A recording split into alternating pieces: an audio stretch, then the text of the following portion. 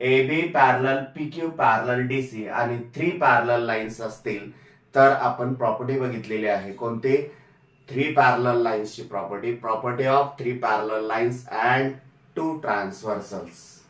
बघ, जर 3 parallel lines असतील आणि 2 त्यांना इंटरसेक्ट करणाऱ्या ट्रान्सव्हर्सल असतील तर तयार होणारे जे 2 डिस्टिंक्ट भाग आहेत हे यांचं प्रपोर्शन यांच्या प्रपोर्शन एवढं असतं, म्हणजेच इक्वल प्रपोर्शन मध्ये ते डिवाइड करतात. चला तर मग बघूया, लिहूया इथे property of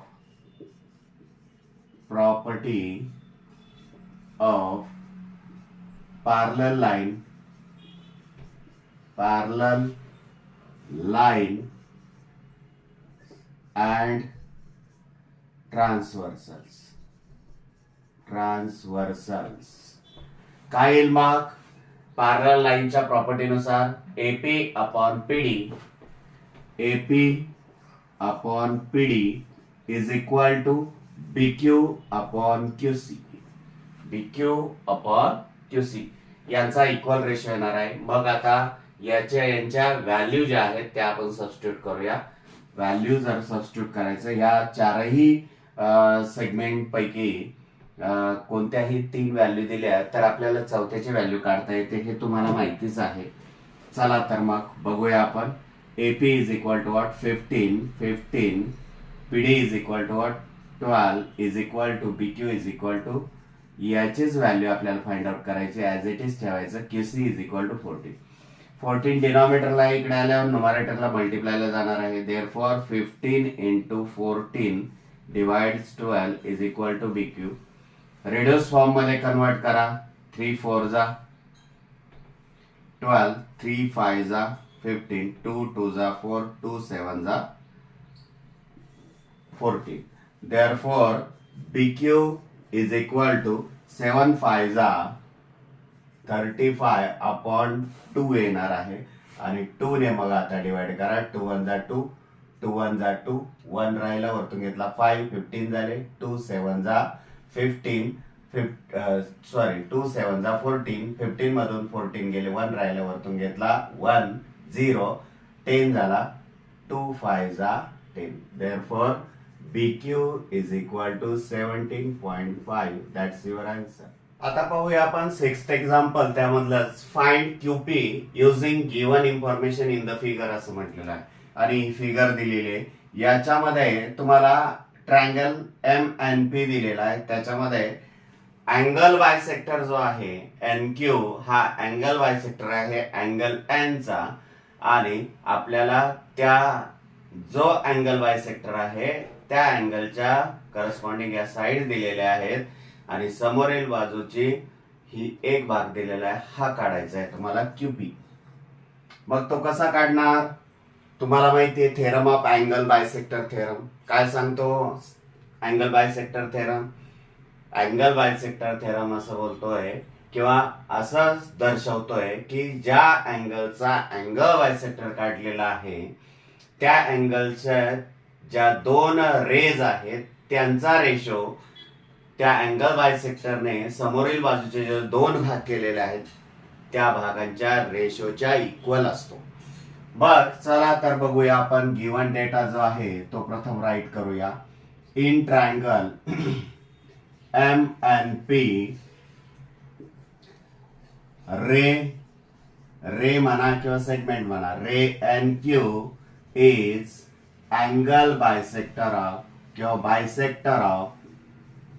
bisector of angle N असं आपल्याला म्हणता येईल. देअरफॉर बघ, बाय म्हणता येईल, बाय थेरम म्हणा किंवा प्रॉपर्टी म्हणा, theorem of angle bisector of triangle. काय आहे? Angle bisector of triangle NM upon NP is equal to MQ upon QP. NM upon NP is equal to MQ upon QP. मग आता value substitute करा. mn is equal to what 25 upon np is equal to 40 is equal to mq is equal to 14 upon qp ची value काढायची as it is. qp ला अलीकडे ना या दोघांनाही पलीकडे घेऊन जा. Therefore qp is equal to 14 डिनॉमिनेटरला आहे, पलीकडे आल्यानंतर न्यूमरेटरला मल्टिप्लायला, आणि हे न्यूमरेटरला आहे, पलीकडे गेल्यावर ते डिनॉमिनेटरला येते. रेडोस फॉर्म मध्ये कन्वर्ट करा. कन्वर्ट दिस रेडोस फॉर्म. 5 5 जा 25, 5 8 जा 40. 14 into 8 is equal to 112. 14 8 जा 112, डिनॉमिनेटरला 5. रेडोस फॉर्म मध्ये कन्वर्ट करा. पुन्हा काय करा, डेसिमल पॉइंट मध्ये आणण्याचा प्रयत्न करा. 5 1 जा 5, 5 2 जा 10, 5 2 जा 10 and 5 4 जा 20. Therefore QP is equal to 22.4. That's your answer. आता पाहूया आपण 7th example. In figure, if AB parallel CD parallel EF, then find X and AE असं म्हटलेलं आहे. ही फिगर जर ऑब्झर्व केली तर आपल्याला असं लक्षात येईल AB parallel CD parallel EF आहे आणि ट्रान्सव्हर्सल आहे DF आणि AE. याच्यामुळे जे दोन भाग तयार झालेले आहेत ते इक्वल प्रोपोर्शन मध्ये असतात, एवढं लक्षात ठेवा. ही प्रॉपर्टी आहे parallel lines and there ट्रान्सव्हर्सल्स.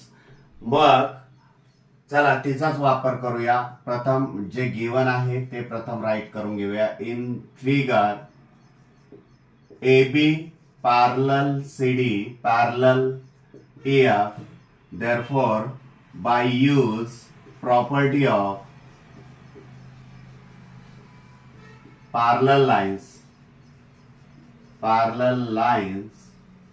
and their transversal,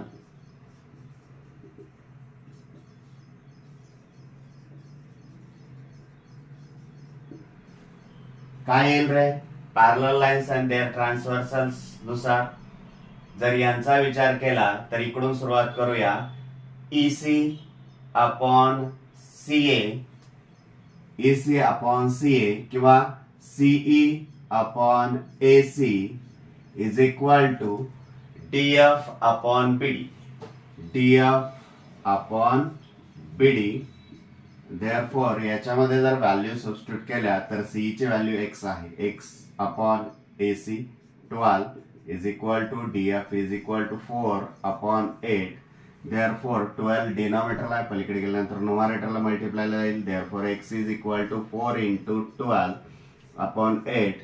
4 1 जा 4, रेड्यूस फॉर्म मध्ये कन्वर्ट करूया. 4 2 जा 8, 2 1 जा 2, 2 6 जा 12. Therefore x is equal to 6. x ची व्हॅल्यू किती आलेली आहे?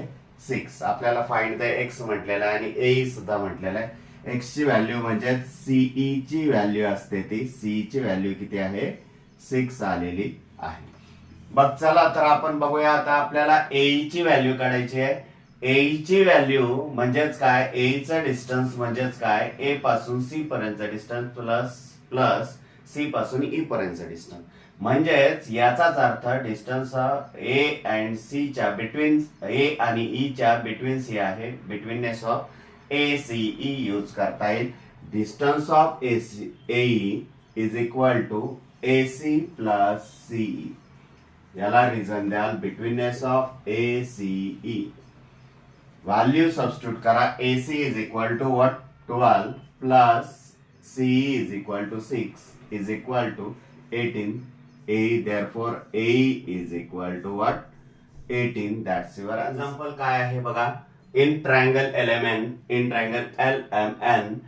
ray MT bisect angle LMN.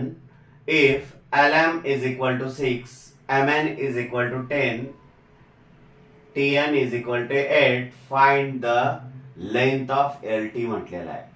बघ आपल्याला येथे रे एमटी हा अँगल बायसेक्टर आहे की नाही.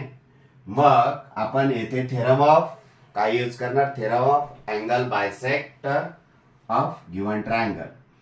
मग चला तर आन्सरला सुरुवात करूया.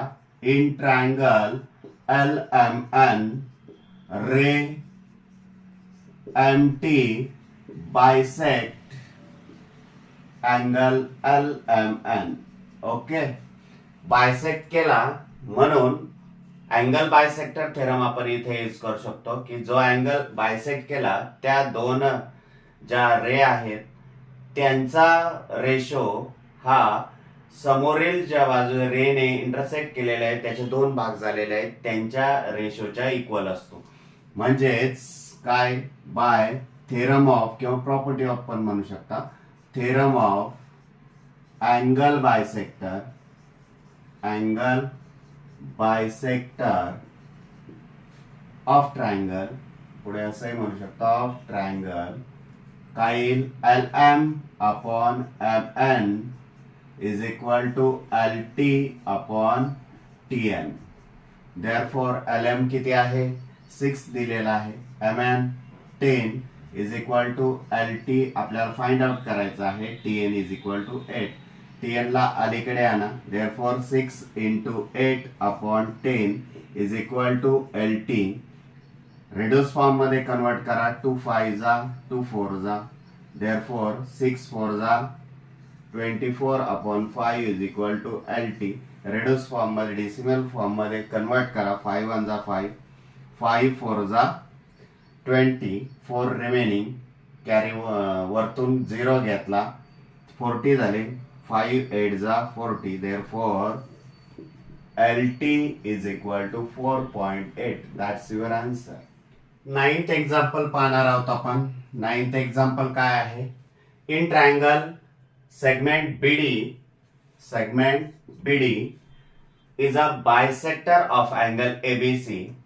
If AB is equal to x, BC is equal to x plus 5, AD is equal to x minus 2 and DC is equal to what, x plus 2, then find the value of x. x ची value find out करायला लावलेली आहे आपल्याला. चला तर मग या फिगरचं जर ऑब्झर्वेशन केलं तर आपल्याला असं लक्षात येईल की अँगल बीडी किंवा सेगमेंट बीडी जो आहे तो अँगल ABC चा बायसेक्ट आहे. मग बायसेक्ट असल्यामुळे आपल्याला येथे लगेच property of angle bisector of triangle use करता येईल किंवा त्यालाच आपण थेरम ऑफ अँगल बायसेक्टर असंही म्हणतो, ते यूज करता येईल. इन फिगर किंवा इन ट्रायंगल ABC काय म्हणता येईल, segment BD bisect angle ABC, therefore by theorem of angle bisector of triangle is equal to what, काय येईल, angle bisector theorem नुसार AB upon BC is equal to AD upon DC. AB upon BC is equal to AD upon DC. यांच्या value substitute करा, value काय येतील मग, therefore AB is equal to x, BD is equal to x plus 5 is equal to AD is equal to x minus 2 and DC is equal to what, x plus 2. यांना काय करा आता, simplify करा किंवा मग सिम्प्लिफिकेशन कसं करणार याचा, हा डिनॉमिनेटरचा जो आहे, बरेच जण काय करतात तिथे x ला x कॅन्सल करतात, 2 ला 2 कॅन्सल करतात. असं न करता नेहमी लक्षात ठेवा, कॅन्सलेशन करताना आधी मल्टिप्लिकेशन डिवायडेशनचं करतात आणि नंतर बेरीज वजाबाकी म्हणजे ऍडिशन सबट्रॅक्शन बघतात. मग आता हा जो ब्रॅकेट आहे, हा ब्रॅकेट इकडे मल्टिप्लायला आणा आणि हा ब्रॅकेट पलीकडच्या साईडला मल्टिप्लायला घेऊन जा. x into x plus 2 is equal to x minus 2 into x plus 2, x plus 5, sorry. मग बघा, ब्रॅकेटच्या बाहेरील टर्मने ब्रॅकेट मधील इच टर्मला मल्टिप्लाय करायचं आहे आणि याच्या बाबतीत जर विचार केला तर या ब्रॅकेट मधील इच टर्मने सेकंड ब्रॅकेटला मल्टिप्लाय करायचं आहे, लक्षात घ्या. therefore x into x square plus x into 2 2x is equal to, आता यांचं दोन ब्रॅकेटचं मल्टिप्लिकेशन आहे, पहिल्या ब्रॅकेट मधील इच टर्मने सेकंड ब्रॅकेटला मल्टिप्लाय करायचं आहे, x into x plus 5 minus 2 into x plus 5. therefore x square plus 2x is equal to x into x square plus x into 5 5x -2 into x -2x -2 into 5 -10. येथे तुम्हाला लक्षात येते बघा, x square equal साईनच्या पलीकडे पण आहे अलीकडे पण आहे, ते कॅन्सल होतील कारण ते अलीकडे आल्यानंतर x square minus x square होतील, म्हणून हे कॅन्सल झाले. रिमेनिंग काय राहिलं, 2x is equal to 5x minus 2x 3x -10. 2x ला पलीकडे जाऊ द्या, -10 ला अलीकडे आणा, देअरफॉर -10 ला अलीकडे आणल्यानंतर +10 झाले आणि हे 2x पलीकडे गेल्यानंतर -2x झाले. Therefore 10 is equal to x. Therefore value of x is equal to what? 10. That's your answer.